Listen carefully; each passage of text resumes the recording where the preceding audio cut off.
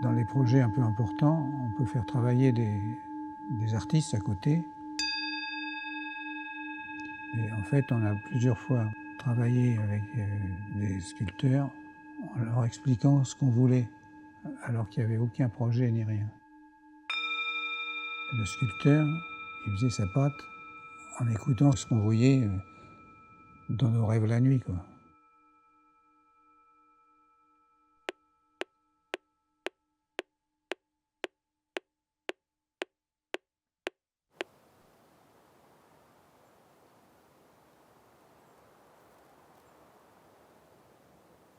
À l'origine du projet des Ors, donc mon père, qui a toujours été passionné par la montagne, il a fait beaucoup de montagnes, d'alpinisme. Donc ils nous ont raconté quand on était gamin des tas de péripéties de cette période. Et comme en même temps, son agence s'est développée et qu'elle était assez importante, ça lui a donné beaucoup de temps pour réaliser cette passion d'aller travailler à la montagne. C'est comme ça qu'il a pu s'intéresser aux ors et avoir les contacts avec les administrations d'État qui géraient ce que vous appelez le plan neige. Voilà. Cette année, nous lançons 2 nouvelles stations importantes. Il s'agit d'abord des Ors, qui sera la station de sport d'hiver de l'Embruné. Les Ors, c'est une station de sport d'hiver de 10 000 lits en fin de programme, tout nouvellement lancée par la Société d'équipement du département des Hautes-Alpes, et qui a une caractéristique, c'est d'être une station de sport d'hiver qui dispose d'une qualité de neige, d'un ensoleillement qui en font un site tout particulièrement intéressant pour les skieurs modernes qui recherchent ce soleil et cette neige de qualité. Les Ors, c'est une station de sport d'hiver où l'effort architectural a été particulièrement soigné et poussé. C'est une station où il fera exceptionnellement bon vivre.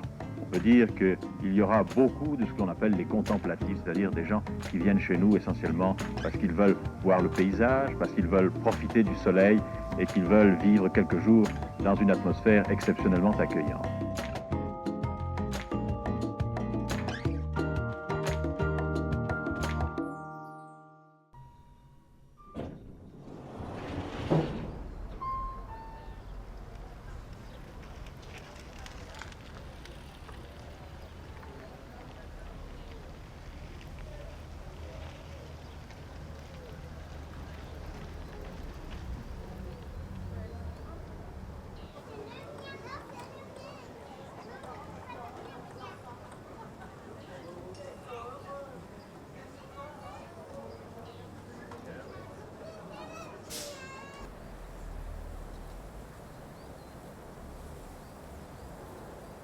Pour les Ors, on va faire appel à un architecte parisien qui s'appelle Jean-Michel Legrand, qui va être donc le concepteur de la station. Et quand on évoque ce terme de concepteur, en fait, il conçoit tout, c'est-à-dire le nombre de kilomètres de pistes qu'il faut créer, et par rapport au nombre de pistes, le nombre de logements.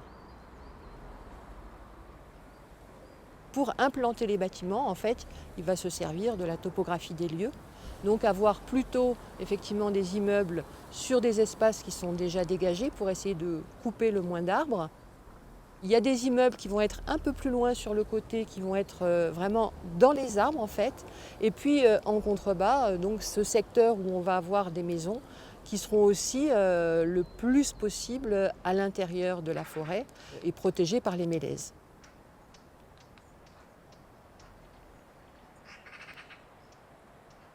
L'avantage de cet arbre, comme il perd ses aiguilles en hiver, en fait, on reçoit mieux le soleil, même si on est dans une forêt de mélèzes.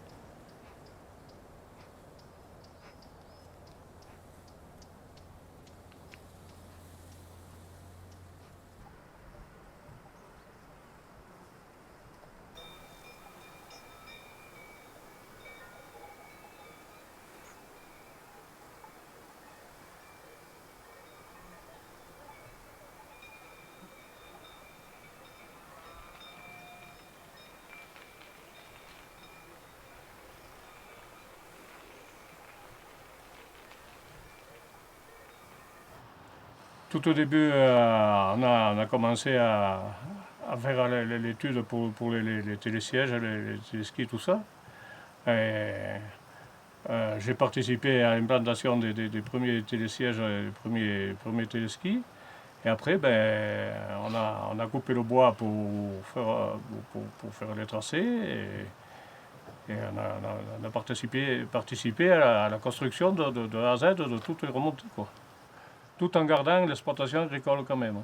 J'avais aidé mes parents qui avaient toujours des bêtes. Et mon épouse, elle a été de Paris. Elle était venue rejoindre sa sœur en vacances. Et c'est là qu'on s'est connus. Moi, l'arrivée de la station, pour moi, c'est très clair. Ça résume, c'est que s'il n'y avait pas eu la station, moi, je n'existerais pas. Comme l'a dit mon père tout à l'heure, ma mère ne serait pas venue, donc je ne serais pas né. Donc pour moi, la station, elle m'a permis de naître déjà, et puis ensuite, elle m'a permis de vivre. C'est-à-dire que de vivre que de l'agriculture, ça n'aurait pas été possible. Et puis, on ne serait pas resté là à faire qu'agriculteur.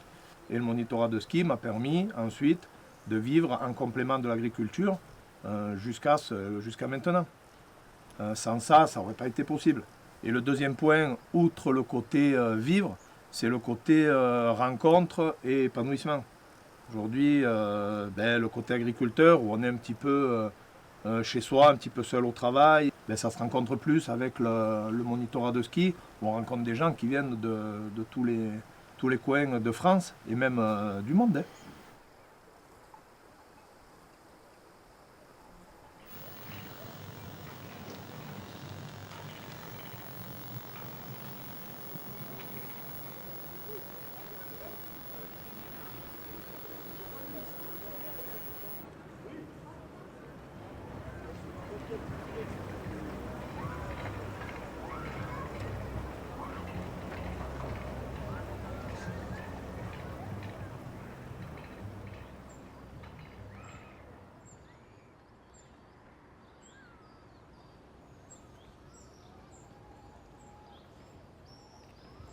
Alors ici, c'est vraiment le plus beau point de vue, à mon sens, de la station des Ors, où on comprend bien que cette station, c'est comme une station sculpture, qu'elle a vraiment été construite comme une sculpture. On n'a aucun bâtiment qui se ressemble.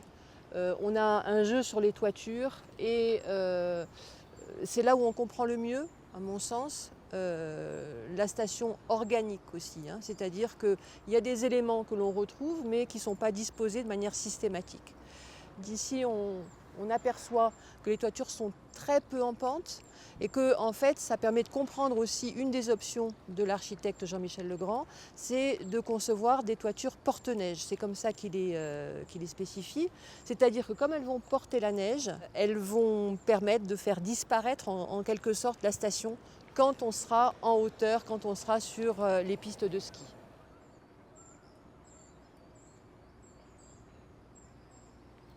Aujourd'hui, il y a une problématique qui se joue parce qu'à l'origine, Jean-Michel Legrand n'avait pas souhaité réaliser des volets sur les fenêtres de manière à ce qu'on n'ait pas une station fantôme, entre guillemets, quand il n'y avait plus personne, où tout le monde aurait refermé ses volets.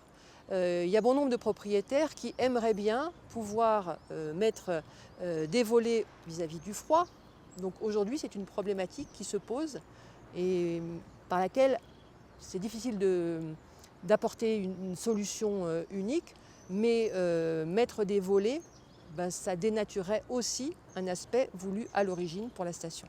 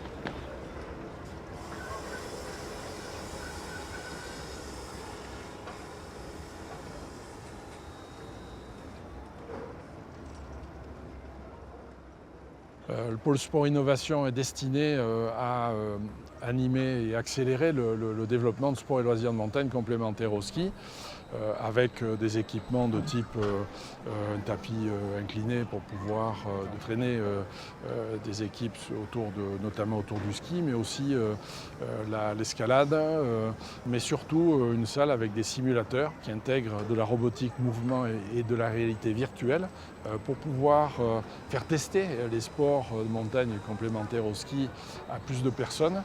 Et on a voulu vraiment que ces nouveaux équipements s'inspirent tout en intégrant une certaine forme de modernité, mais en conservant l'esprit qui a été voulu à l'époque en 1970 par Jean-Michel Legrand, et qui est un des éléments forts et un des piliers de la station. Le bâtiment sport innovation qui effectivement vient présenter l'évolution de l'activité de la station tout en allant vers l'avenir, parce que compte tenu du réchauffement climatique, compte tenu de l'évolution des attentes clients, nous devons faire avancer le modèle économique de la station tout en gardant ses fondamentaux.